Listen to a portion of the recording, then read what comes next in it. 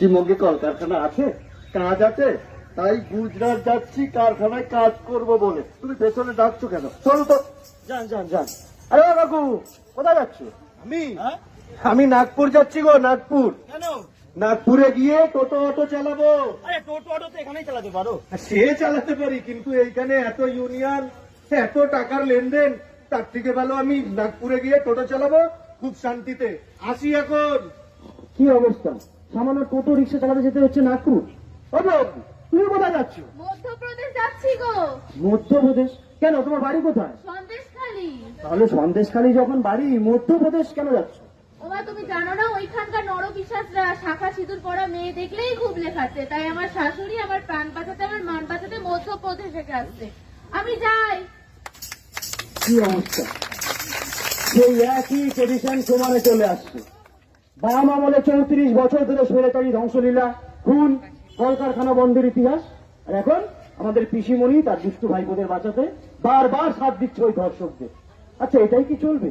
এর কি কোনো প্রতিকার নেই? আমরা কি কোনো প্রতিবাদ করবো না? আচ্ছা, এটাই কি সেই বিবেকানন্দ, বিদ্যাসাগর, রবীন্দ্রনাথের বাংলা? চিনতে পারছেন আমাকে? চিনতে পারছেন না তো? আমি সেই ডাক্তার, সেই আরজিকরের ডাক্তার। জানেন, ওই নরপিশাচরা আমাদেরকে খুব লেখেছিল, নিজেদেরকে বাঁচানোর অনেক চেষ্টা করেছিলাম, কিন্তু পারিনি। তাই দেখবেন আপনাদের ঘরের মা বোনদের আমাদের মতন অবস্থা যেন না হয়, তার দায়িত্ব আপনাদের নিতে হবে। আপনারা আমাদের হয়ে প্রতিশোধ নেবেন না? নেবেন না প্রতিশোধ? আরে সামনে তোমাকে ঠিক 12:30টার সময় রাত্রির বেলা নদীর ধারে ডেকেছে, বুঝেছো? তাড়াতাড়ি চলে যেও। ও ঘরে আছো নাকি? জানি জানি ঘরেই আছো। শোনো, শাহজাহান না তোমাকে ঠিক রাত 1টা নাগাদ ভেরির ধারে ডেকেছে।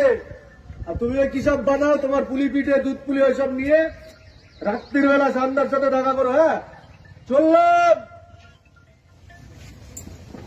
জাগো দুর্গা, জাগো রণচণ্ডী, জাগো মা কালী, জাগো দশপ্রহরণধারিণী।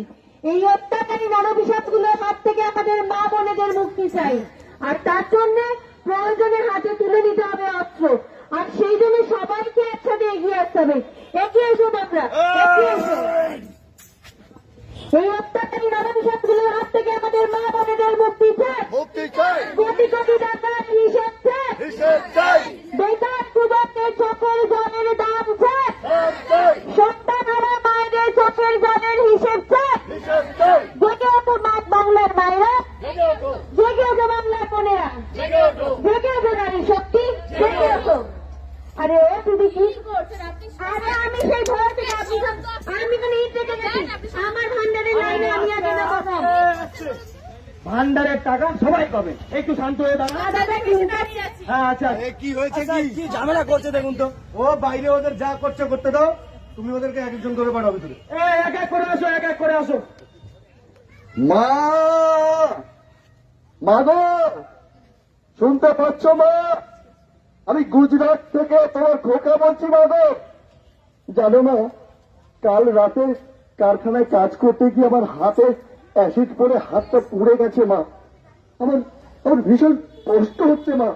জানো মা, আমার খুব ইচ্ছে করে এই ভিন রাজ্যে পরিযায়ী শ্রমিক হিসেবে কাজ না করে তোমার কাছে থাকি, বাড়িতে থাকি। তুমি সুন্দর করে তোমার সেই সুন্দর রান্না করে দেবে, আমায় খেতে দেবে, আর খেয়ে তোমার কোলে মাথা রেখে সুন্দর করে ঘুমিয়ে পড়বো। তুমি আমার মাথায় হাত বুলিয়ে দেবে। খুব কষ্ট হচ্ছে মা, তোমার কাছে যেতে খুব ইচ্ছে করছে।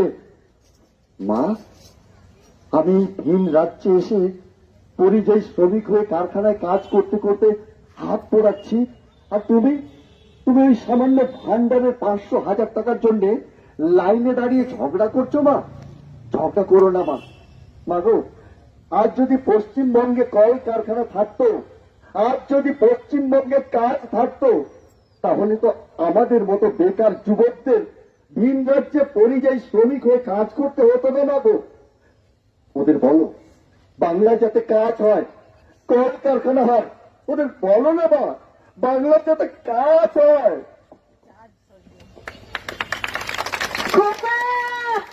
বাবা মা, ফিরে খোকা, বড় ভুল করে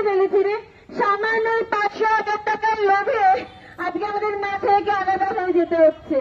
যারা এই 500 টাকার লোভ দেখিয়ে মা ছেলেদের আলাদা করে দিচ্ছে তাদের আমরা ভোট দেবো না বাবা, ভোট দেবো না।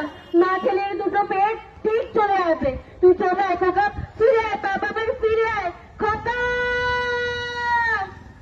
দিন বদলের সময় হয়েছে, ঘুম থেকে ওঠো বন্ধু। দিন বদলের সময় হয়েছে, ঘুম থেকে ওঠো বন্ধু। দিন বদলের সময় হয়েছে, ঘুম থেকে ওঠো বন্ধু।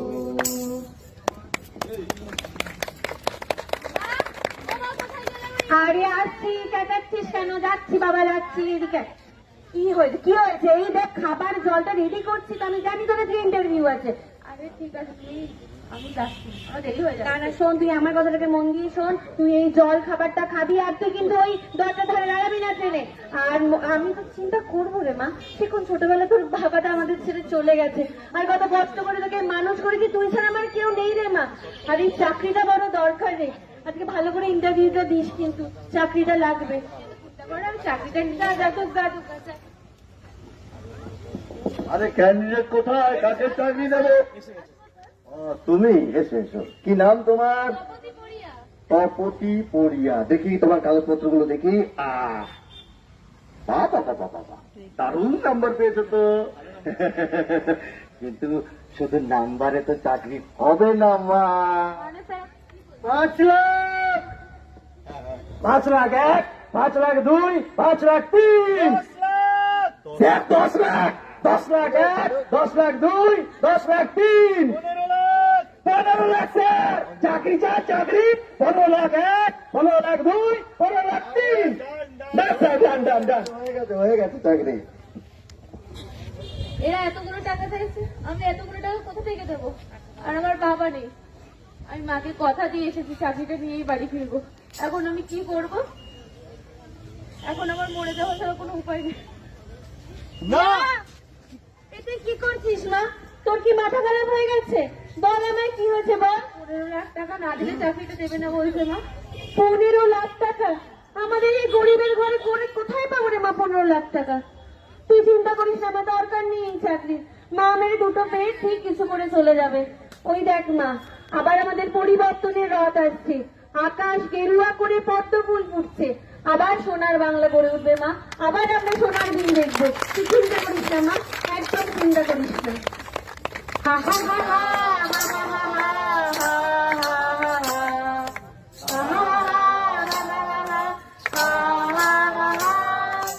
এবার ফাগুন মাসে গেরুয়া রং আকাশে, বিজেপি আসবে ঘরে ঘরে মোদিজিরা সাথে।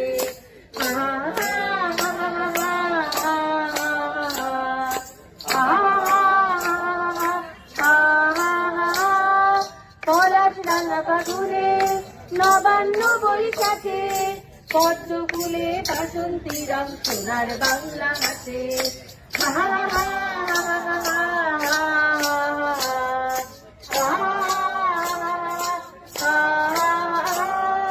বেকার যুবক হাসে, মা বোনেরাও হাসে, প্রতীক আমার পদ্ম ফুল বুকের মাঝে থাকে।